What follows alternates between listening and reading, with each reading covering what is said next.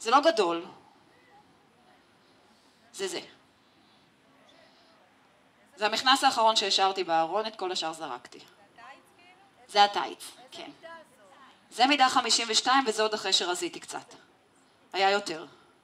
אבל לא העזתי אפילו להשאיר את הגדולים יותר בארון. אז זה מידה 52 וזה היה שלי וזו הייתי אני. זאת עדיין אני, דרך אגב. אבל בלי כל זה. אז איך עושים את זה בעצם? מה קורה שמגיעים למצב שאומרים, אוקיי, די, יאללה, לא רוצה יותר? לא ידעתי שהייתי שמנה קודם, ידעתי. לא היו לי תירוצים קודם, היו לי. היה הכל, הכל מהכל. בגיל 4 עברתי ניתוח בכפות רגליים. נולדתי ילדונת קטנטונת, שמנמונת, חמודה, נחמדה והכל. פלטפוס בשתי הרגליים, קריסת הרגליים, אני לא יודעת אם אתם מכירים, לא יודעים, כן יודעים. אמרו להורים שלי, תצילו את הילדה, יש ניתוח ניסיוני, אפשר, עושים. ההורים שלי זוג צעיר, נחמדים, יושבים פה, שלום עם האבא. החליטו שעוזרים לי. הבעיה זה שהילדים שעברו את הניתוח הזה, הניתוח בוטל אחריהם, כי הניתוח הזה פשוט לא הצליח. אבל יצאתי מהניתוח הזה עם דבר אחד ביד. אישור לא לעשות כושר כל החיים.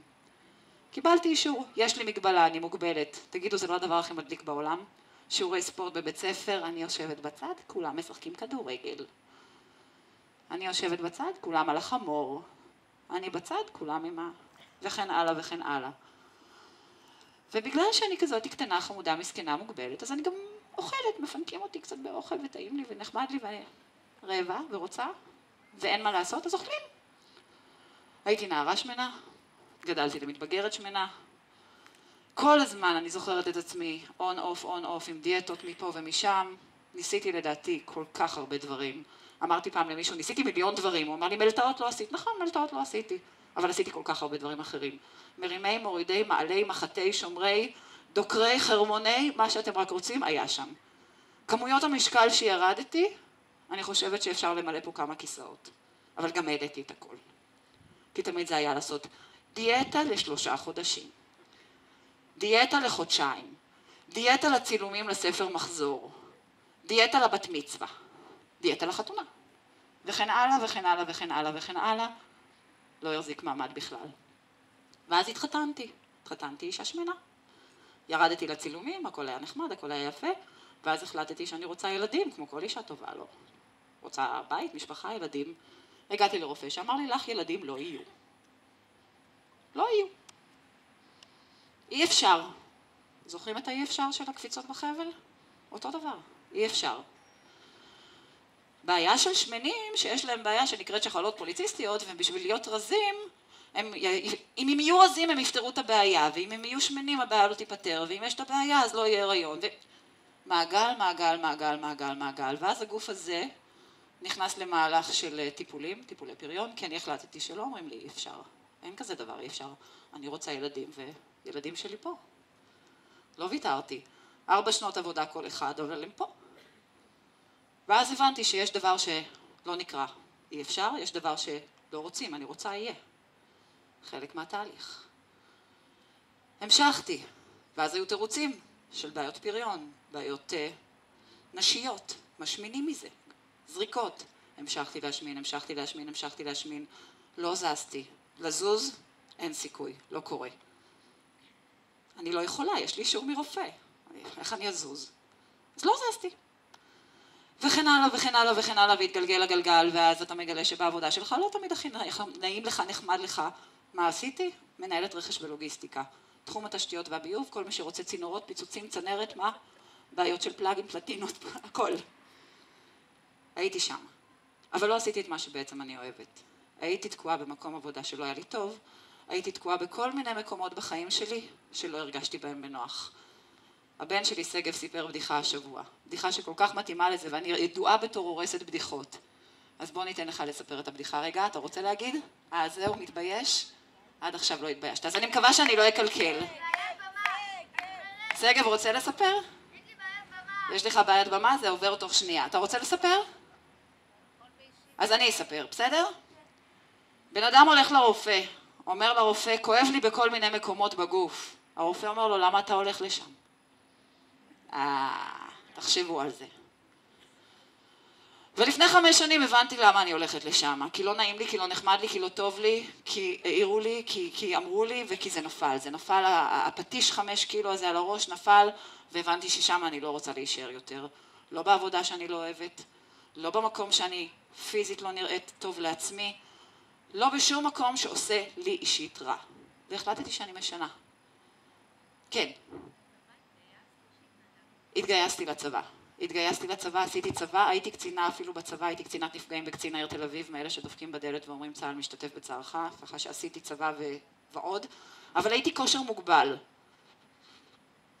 מוגבל. כף מם, אנחנו קראנו לעצמנו כל המוגבלות כוח המחץ, הצבא הכיר אותנו ככושר מוגבל. אבל עשיתי צבא, בלי לזוז מהכיסא, ישבתי. אז לפני 5 שנים, מה קרה בעצם? באתי הביתה, אמרתי, אני רוצה לעשות ניתוח, אני רוצה לעבור ניתוח, לא משנה מה, אני 90 קילו לא יכולה לרדת. אין מצב, 160 קילו, משקל אידיאלי, אין סיכוי, לא יקרה. ניגשתי הביתה, באתי בשיא האנרגיות, פתחתי אינטרנט, גוגל, קבעתי תור, ניתוח לקיצור קיבה. רק שאם תפתחו גוגל היום ותסתכלו, ספטמבר 2009, נפטרו 3 נשים אחת אחרי השנייה בבית חולים וולפסון מניתוחים לקיצור קיבה. זאת הייתה תחילת הדרך, לא כמו היום, הרבה יותר בתולי, הרבה יותר התחלתי, אנשים מתו מהניתוח. ואז הגרוש שלי אמר לי, תקשיבי, תנסי משהו אחר שעוד לא ניסית אולי תלכי לחדר כושר. אני שמעתי חדר כושר, התעלפתי. אני כושר? 35 שנה לא עשיתי, אני אכנס לחדר כושר? אמר לי, את יודעת מה, אם את עושה את זה, לא תצליחי, נלך לניתוח.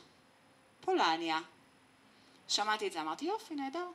לא מצליחה, הרי זה ברור שאני לא מצליחה. אני נכנסת לחדר כושר, טסה החוצה, ועושה עם את הניתוח. עם הסכמה מהבית, הכל בסדר, הכל מסודר, נהדר. הגעתי לחדר כושר, עשיתי קודם כל סיבוב חדרי כושר בכל פתח תקווה. ברור לכם שלחדר כושר מדהים, מהמם ויפה כמו החדר כושר הזה. הוא לא היה אז, אבל היה את החדר כושר בפתח תקווה של ההולמס, והיו עוד חדרי כושר אחרים. נכנסתי, הצצתי, ראיתי את כמות הגוזיות והטייצים ואמרתי, 160 קילו לא נכנס למקום הזה. מצאתי איזה חדר כושר קטנטן כזה, שהמראות רחוקות בצד השני. גם ככה אני לא אתקרב לשם, גם ככה אני לא אהיה שם, לא יקרה. ונכנסתי, עשיתי מנוי לחודש, שילמתי את המחיר הכי יקר שיש. כי ידעתי שאני לא הולכת להיות שם, השבוע אני בורחת הרי. אני מנצחת פה בתוך הסיפור הזה. אי אפשר, נכון? אי אפשר. הגעתי לחדר כושר, למצוא בגדי כושר במידה 5 אקסטרה לארג'. אתם לא יודעים כבר במכנסיים איזה גודל? אין טייצים במידות האלה. נכנסתי לחדר כושר, עליתי על ההליכון, אמרתי, יופי, אני מתחילה להוכיח. נכנסת להליכון, עולה מהצד, כי הידיות לוחצות על האגן. הטוסיק לא נכנס, מהצד. התחלתי ללכת, 0.8, 1, 1.5, 2, 2.5. עכשיו, מי שהלך פה פעם הליכון, יודע בערך על מה אני מדברת? זה בערך ההליכה שלכם בבוקר, במכולת, בין הלבחור חלב ללחם. פחות או יותר. הגעתי ל3.5 קמ"ש. 3.5 קמ"ש אני כבר לא זוכרת מה היה. הייתי על הרצפה. התעלפתי. אמיתי. התעלפתי, נפלתי על הרצפה. למזלי, ופה אני מכניסה את התובנה הגדולה הנוספת שלי. למזלי, מאוד רציתי שהוא יהיה פה היום, אבל הוא לא הצליח להגיע. היה את הבן אדם הנכון, בזמן הנכון, במקום הנכון. מאמן כושר שהיה במשמרת באותו יום, בחדר כושר, ניגש אליי. הרים אותי, תרתי משמע, חזק. הושיב אותי על כיסא לידו ואמר לי, טוב, תגידי לי, למה את פה? מה זה למה אני פה? אני תופסת 2 כיסאות, מה זה למה אני פה? אני פה כי אני חייבת להיות פה, חייבת לעשות משהו? הוא אומר לי, לא. למה את פה? ואז חשבתי, אם בן אדם שואל אותי שאלה פעמיים אני חושבת, אני לא, כנראה שיש משמעות למה שהוא אומר. ואז אמרתי לו, אתה יודע מה? אני רוצה לרוץ. בחיים לא רצתי. בת 35. לא רצתי. הסתכל עליי. אמר לי, עם זה אני יכול להתמודד. והתחלנו לעבוד. לבחור המדהים הזה קוראים אורן קריספין, הוא לא נמצא פה כרגע, הוא קיבל את אימון, אני לא רוצה להגיד מכבי או הפועל, כי אני לא יודעת, ואני אעליב אותו אם אני אתבלבל וכאלה.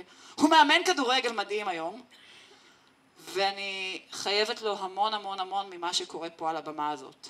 הוא אותו מאמן שבשיעורים, דרך אגב, מה הוא אמר לי? שאני אהיה מה? מאמנת מה? מה? הילדים שלי תסתמו אוזניים. רגע, ילדים שלי תסתמו אוזניים. שאני אהיה מאמנת כושר, מה? יפה. אמא, סליחה. אבל זה מה שהוא אמר. אתה יכול להוציא את כן, אתה יכול. אותו מאמן כושר ואני יצאנו לדרך. מה שקבעתי לתוכנית לחודש עבודה ולחזור הביתה ולעשות ניתוח, התמסרתי לחלוטין. פתאום הבנתי, יש מישהו שחושב עליי, יש מישהו שאכפת לו ממני, יש מישהו שחושב שאפשר להוציא ממני משהו. מהדבר הענק הזה, מהגוש הזה של ה5 אקסטרה לארג', אפשר לעשות איתו משהו. והבחור הזה לא ויתר לי. 6 בבוקר לא הייתי מגיעה, מרים לי טלפון, אני מגיעה לקחת אותך. 6 בבוקר. 5:30 בבוקר, תצאי להליכה בחוץ, אני מחכה לך. 5:30 בבוקר, גשם, מבול, ברקים רעמים. יוצאים החוצה, עובדים, אין כזה דבר. 4 פעמים בשבוע עבדתי איתו, 3 פעמים בשבוע עבדתי לבד. כמה ימים זה יוצא? שבוע שלם. יפה, טוב שבאת. 7 ימים בשבוע עבודה. עם כאבים, עם פציעות ועם בעיות ועם עניינים, והחלטתי שאני עושה את זה. לא יודעת מה היה השינוי, אני בעצם יודעת מה היה השינוי. היה אכפת, למישהו היה אכפת. מישהו לקח אותי כפרויקט בידיים. מישהו החליט שאני יכולה. וזו התובנה השנייה שלי, חברים, אין אי אפשר, אבל יש מישהו שאכפת לו. וכשאכפת למישהו, קודם כל לכם, דרך אגב, אתם תצליחו. והבנתי שאכפת לו, ואז הבנתי שאכפת לי. חודש ראשון לא ירדתי גרם. היום, אחרי שלמדתי בווינגייט, הבנתי למה כל בן אדם נורמטיבי רגיל, היה רואה שהוא לא ירד גרם, מה הוא היה עושה? אחורה פנה, קדימה צד. שם הכניסה של המכון והיברח. היום אני יודעת שהחלפתי בעצם לעשות בגוף. היום אני יודעת ששריר, שומן, החלפות, עניינים, לא החלפות, אחד ירד, אחד עלה. קרו דברים. בגדים התחילו ליפול. שנה ראשונה ירדתי 60 קילו. שזה 5 קילו כל חודש, זה לא כזה פש. אם תעשו חשבון זה לא כזה פש. זה דבר שהוא מאוד מאוד מאוד אפשרי, הגיוני.